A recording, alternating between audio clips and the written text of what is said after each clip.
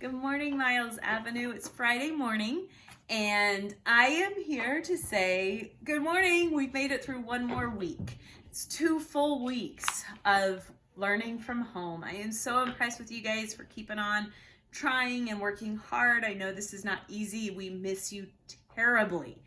I'm going to start reading a book on Mondays and Fridays and do some announcements. So today I'd like to announce all of the birthdays from the last day that we had school so that we can celebrate. Lily M. on March 15th, Zoe L. on March 16th, Hayden VP on March 18th, Logan S. on March 19th, Araya M. March 20th, as well as Jendel N. on March 20th.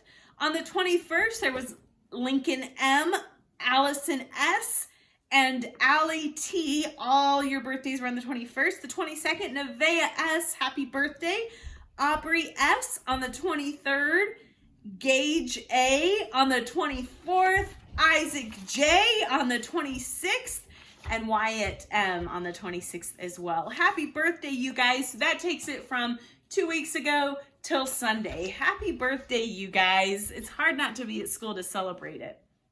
So today I'm going to read A Bad Case of the Stripes. Now last year I came around to every class and I read this, but this is such a phenomenal book. I wanted to read it again. A Bad Case of the Stripes by David Shannon. And this is a Scholastic book. The Blue Sky Press. That's who published this. So thank you, because this is a phenomenal book. A Bad Case of the Stripes. Camilla Cream loved lima beans, but she never ate them. All of her friends hated lima beans, and she wanted to fit in. Camilla was always worried about what other people thought of her. Today she was fretting even more than usual. It was the first day of school, and she couldn't decide what to wear. Have you guys been there? There were so many people to impress. She tried on 42 outfits, but none seemed quite right. She put on a pretty red dress and looked in the mirror. Then she screamed. Oh my gosh. Her mother ran into the room and she screamed too. Oh my heavens, she cried. You're completely covered with stripes. This was certainly true. Camilla was striped from head to toe. She looked like a rainbow. Mrs. Cream felt Camilla's forehead. Do you feel all right? She asked. I feel fine, Camilla answered, but just look at me. You get back in bed this instant, her mother ordered. You're not going to school today. Camilla was relieved. She didn't want to miss the first day of school, but she was afraid of what the other kids would say. And she had no idea what to wear with those crazy stripes. That would be pretty hard.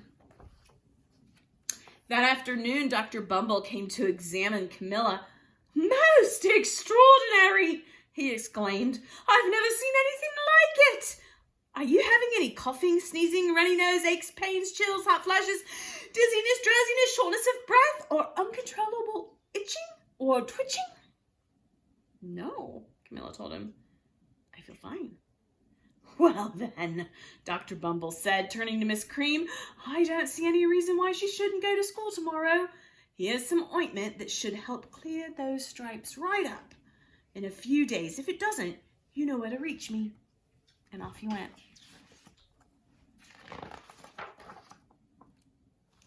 The next day was a disaster. Everyone at school laughed at Camilla. They called her Camilla Crayon and Knight of the Living Lollipop. She tried her best to act as if everything were normal, but when the class said the Pledge of Allegiance, her stripes turned red, white, and blue. And she broke out in stars.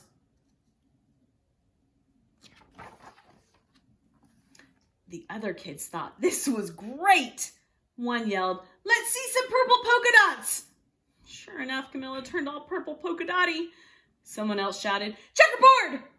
And a pattern of squares covered her skin, and soon everyone was calling out different shapes and colors, and poor Camilla was changing faster than you can change channels on a TV.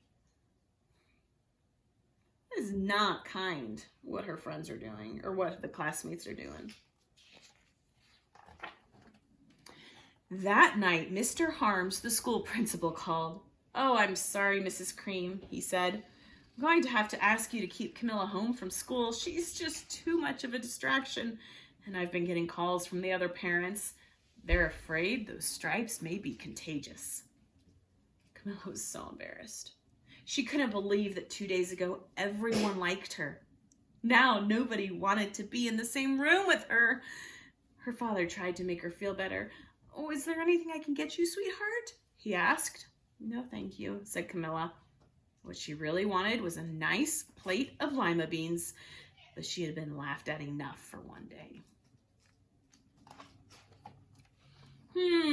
Yes, I see," Dr. Bumble mumbled when Mr. Cream phoned the next day. "Oh, I think I'd better bring in some specialists. We'll be right over."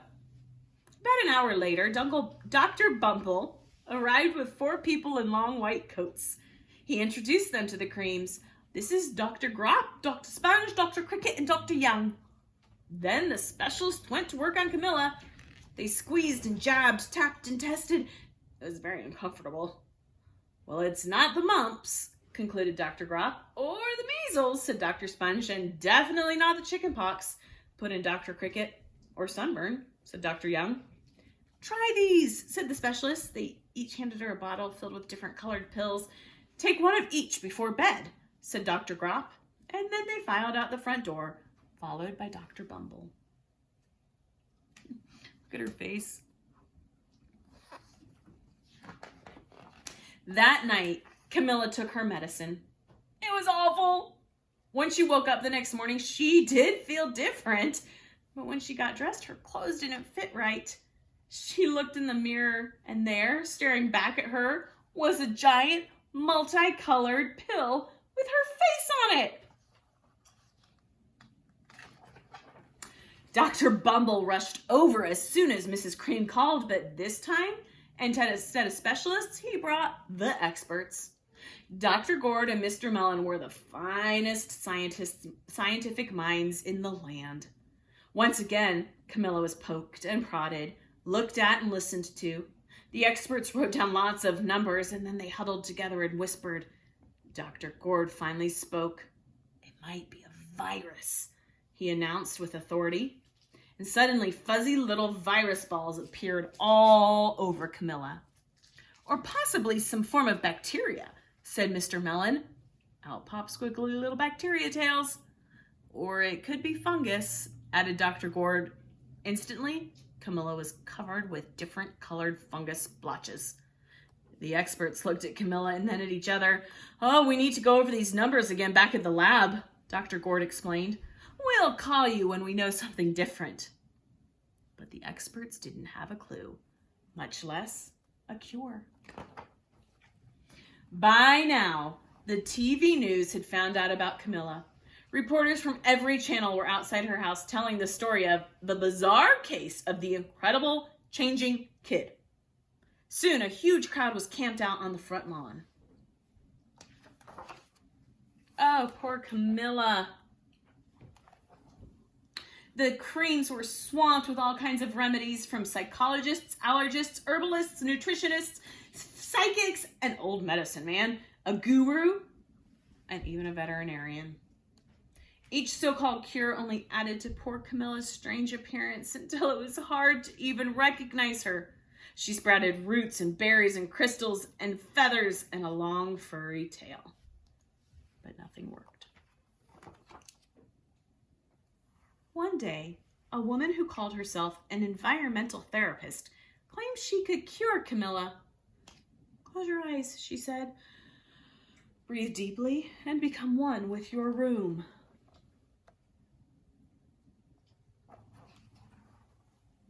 "I wish you hadn't said that," Camilla groaned.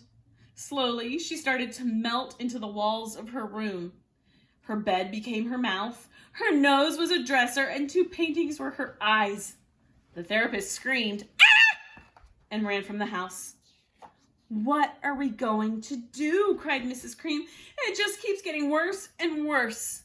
She began to sob. That moment, Mr. Cream heard a quiet little knock at the front door.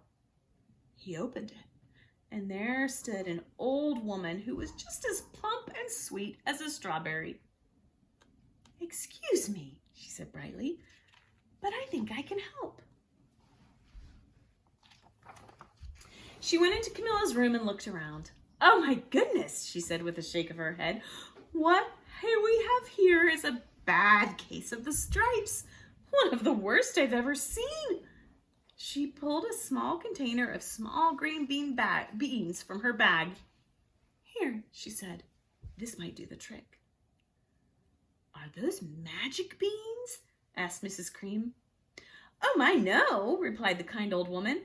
"Oh, there's no such thing. These are just plain old lima beans." "I'll bet you'd like some, wouldn't you?" she asked Camilla. Oh, Camilla wanted a big, heaping plate full of lima beans, more than just about anything, but she was still afraid to admit it. "Yuck," she said. "No one likes lima beans, especially me." "Oh dear," said the old woman sadly. "I guess I was wrong about you." She put the beans back in her bag and started toward the door. Camilla watched the old woman walk away. Oh, those beans would taste so good, and being laughed at for eating them was nothing compared to what she'd been going through. She finally couldn't stand it.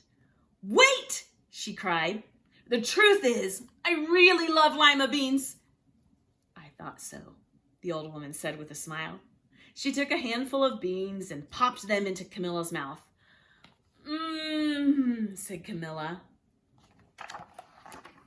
Suddenly, the branches, feathers, and squiggly tails began to disappear. Then the whole room swirled around, and when it stopped, there stood Camilla, and everything was back to normal.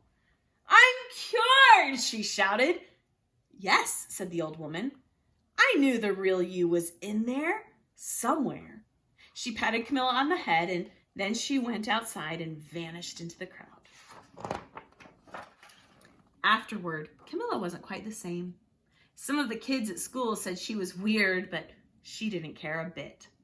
She ate all the lima beans she wanted, and she never had even a touch of the stripes again.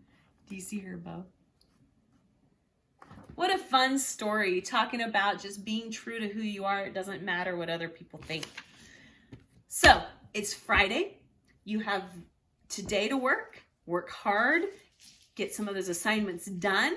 Reach out to your teacher if you need to. If your parents need to, tell them to reach out to their teacher. And we'll be back at school online only on Monday. I miss you guys so much. I can't wait to see you sometime. Have a wonderful weekend. Bye.